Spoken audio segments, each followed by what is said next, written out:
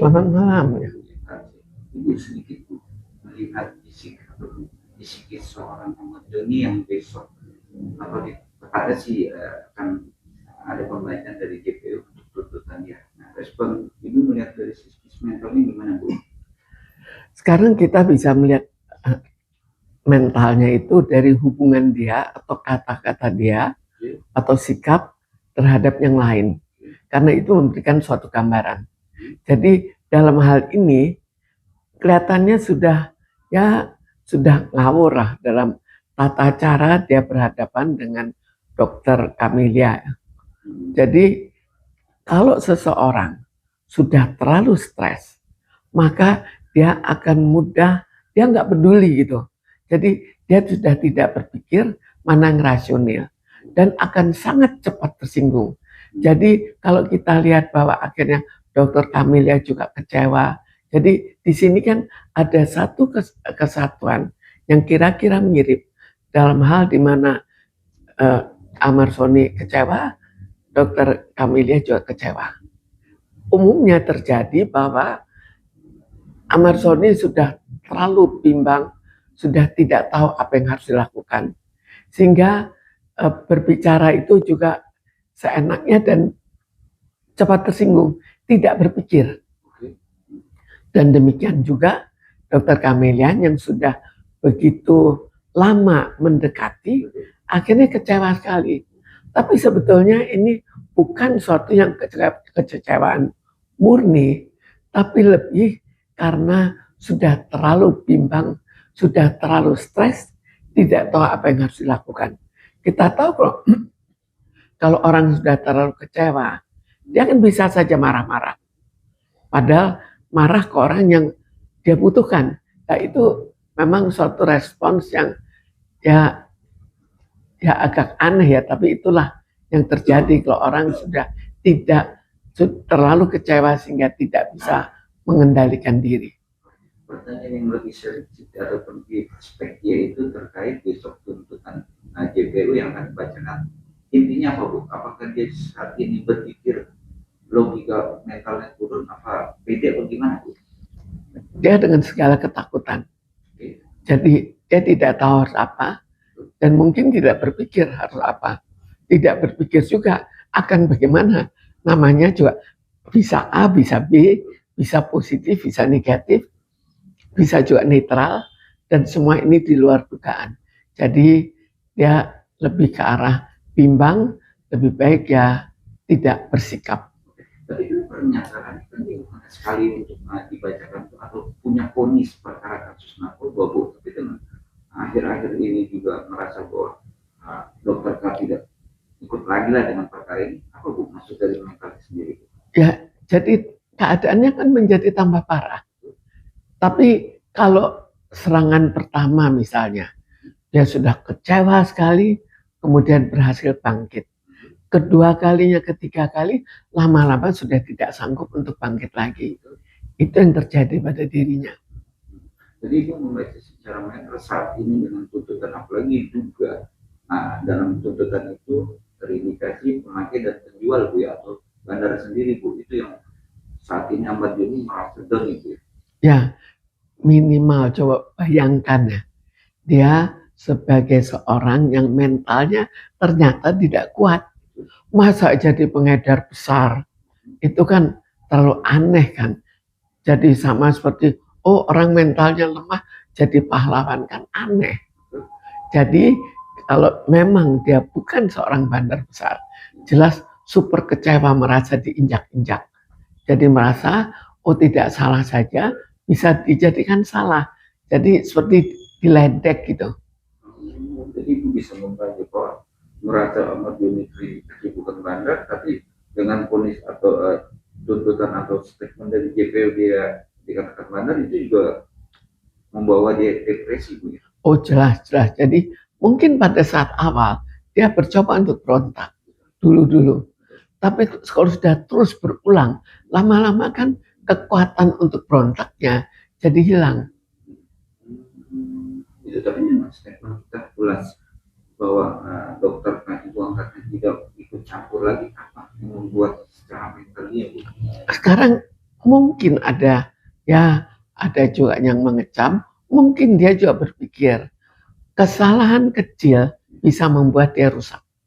Jadi dia pun juga dulu berpikir, kalau saya bongkar, saya akan punya kekuatan. Ternyata bukan kekuatan yang didapatkan. Apakah bukan cara itu yang dia pikirkan juga? Seandainya ibunya ikut intervensi. Tapi kan awal-awal dia malah senang disupport, dikasih semangat oleh ibu angkat, oleh dokter. Tapi pas momen ada tuntutan dari JPU, kok malah dia bilang bahwa udahlah cukup. Karena itu kita lihat tetap Ahmad Soni bukan seorang yang jiwanya stabil. Dalam hal yang tidak stabil itu, maka pada saat pertama kali itu bisa bereaksi. Oh ya, saya sudah kecewa. Akhirnya dia tiba-tiba semangatnya bisa muncul. Kemudian berulang lagi. Tapi lama-lama juga jatuh juga. Dari kekecewaan soal Ahmad Soni ada. Jelas tidak mungkin tidak kecewa. Jelas tidak mungkin tidak bimbang. Apa yang membuat dia kecewa? Karena kemarin kan juga pertanyaan dari JPU terindikasi ada oknum meminta uang, tapi dalam proses pertanyaan ditanya oleh dokter Eka, poin uang yang dikasih permintaan itu tidak ada, itu juga kecewa dia. Ya, dia kan yakin, dia kan tahu sendiri bahwa dia dimintakan uang. Kemudian akhirnya kembali lagi, kenapa kok segala apa-apa yang dikatakan kok dibantah seolah-olah itu tidak benar.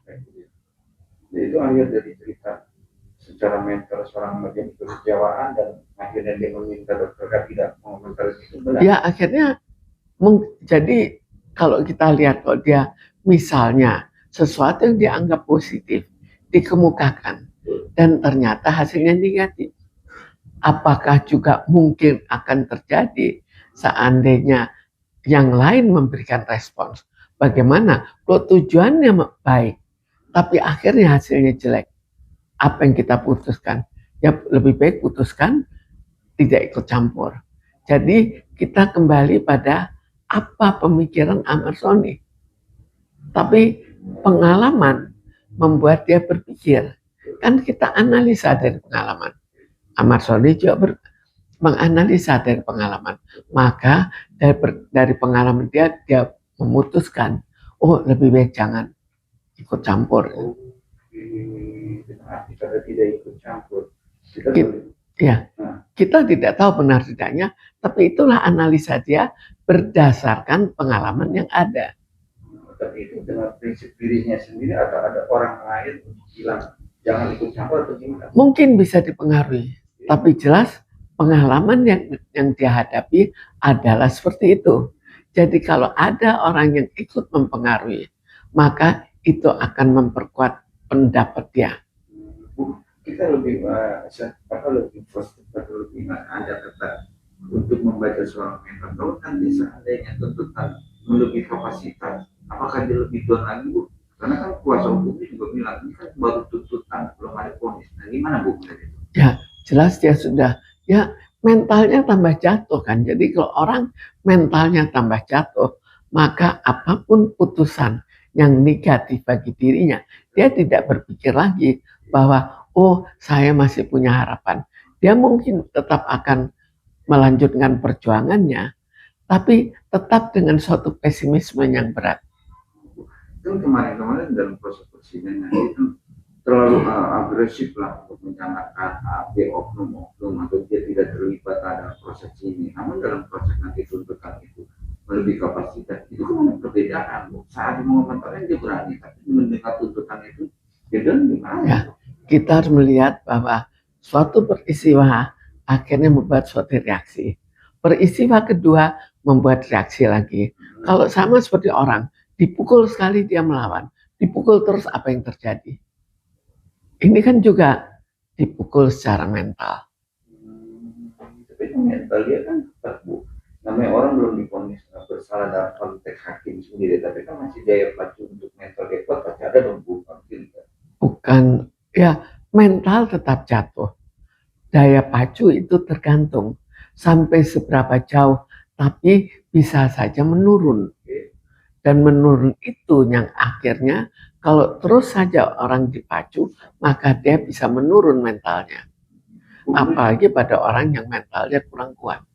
Tapi mereka dalam momen-momen tertentu dia bilang pernah sekali tidak mau ditimpakan atau dibalikan lagi ke Nusa Kambangan. Dan akhirnya cerita itu apa sih, Gus? Ya, itu suatu hal yang wajar dong. Masa dia kembali ke Nusa Kambangan, ya dia tidak mau. Dia utarakan kesedihannya. Tapi kan itu hak dan prerogatif seorang dia apa hakim untuk nanti kalau itu yang jadi persoalan bagi dirinya. Apakah itu adil atau tidak adil? Dia akan tahu sendiri. Dia memang bandar besar atau tidak. Apa kita percaya bahwa dia bandar besar? Jika dia memang bandar besar, mungkin dia tidak akan setakut ini. Tapi kalau seorang dokter aja dibuangkan sendiri dengan statement bahwa dia tidak ikut campur lagi dengan perkara dia, berstatement secara mental dia kecewa nggak sih, Bu? Itu kan percobaan, jadi dia kan punya suatu pendapat. Pendapatnya kemungkinan pada saat ini adalah risiko terhadap suatu pembelaan. Seperti dirinya juga membela, dianggapnya ini positif, ternyata malah berakibat negatif. Apakah tidak wajar seandainya dia juga takut kalau ibu angkatnya membela, kemudian akhirnya berakibat negatif? Atau dokter Karmila, ya sama juga. Dia takut. Tapi kalau melihat dari sisi mental seorang dokter kan itu angkat dengan statement bahwa Ahmad Joni bilang tidak ikut campur lagi, apakah itu tentang mentalnya untuk membantu atau saja? Sebetulnya ini kan suatu kebimbangannya. Kalau kita menyerang, apakah akibatnya positif atau negatif? Tapi Ahmad Joni sudah mengalami, dia membongkar, malah akhirnya dia terjerumuskan. Itu pendapat pada saat ini. Dan kalau saat ini doang, bukan saat penuntutan dia baru bilang bahwa dokter ibu angkat nggak usah. Kenapa momen saat ini, Bu? Kemarin enggak gitu loh. Pengalaman dia bahwa dia membongkar masalah itu juga kapan? Itu kan juga belakangan. Kan pendapat orang tambah mendekati kalau dia berpikiran misalnya ketakutan, maka dia akan lebih banyak berpikiran ke arah pesimis.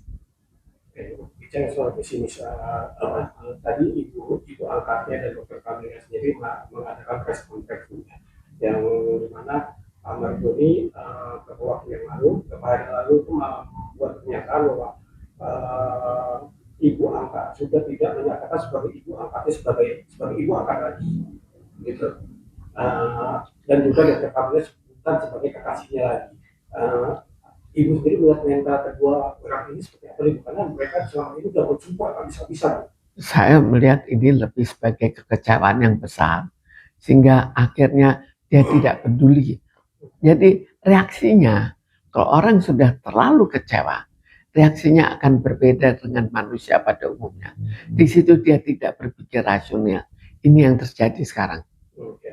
Berarti sampai melibatkan pengacara juga, bukan mau pengacara, kalau terutama itu pengacara sendiri, kemudian juga ibu angkat juga membawa pengacara itu sendiri tadi gitu, Bu. Ya, semua kan suatu reaksi terhadap kekecewaan dia. Jadi jangan dilihat, Ahmad Joni harusnya berpikir rasional. Kita mengatakan demikian, tapi bagaimana kalau orang sudah terlalu stres? Orang terlalu stres, dia tidak berpikir bagaimana apa yang terbaik, tapi dia bunuh diri. Itu kan juga salah satu pemikiran yang kita anggap tidak rasional, tapi bagi dirinya namanya orang dalam keadaan stres berbeda.